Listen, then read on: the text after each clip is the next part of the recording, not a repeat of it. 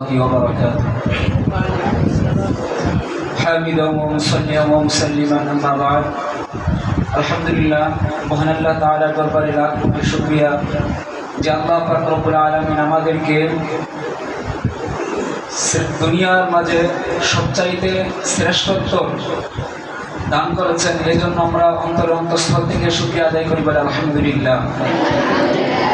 আল্লাহ রাসূল সাল্লাল্লাহু আলাইহি সাল্লামের ভাষায় যারা কোরআন হাদিস শিক্ষা করে এবং অন্যদেরকে শিক্ষা দেয় তারা হলো সর্বশ্রেষ্ঠ। তো আমাদেরকে বাছাই করে আল্লাহ পাক রব্বুল আলামিন এই শ্রেষ্ঠত্ব দান করেছেন। এটা আল্লাহ তাআলার অনেক বড় শুকরিয়া, অনেক বড় একটা নিয়ামত। আমাদের মতো আরো অনেকে ছিল, আমাদের মতো আরো আমাদের বন্ধু বান্ধব তারা ছিল, তাদেরকে আল্লাহ রব্বুল আলামিন পছন্দ করেন নাই বিধায় তাদেরকে আল্লাহ তাআলা এই দ্বীনে পরিবেশে আনেন নাই।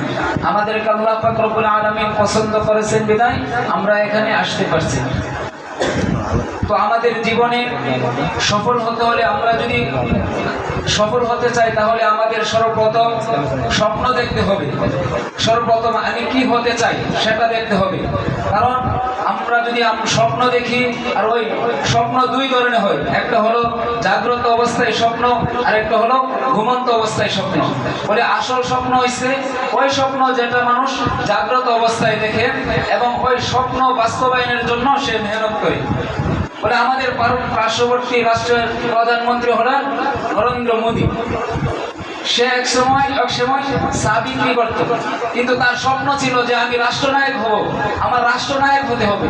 তো সে তার স্বপ্ন অনুযায়ী মেহনত করছে, সে রাষ্ট্রনায়ক হইতে পারছে।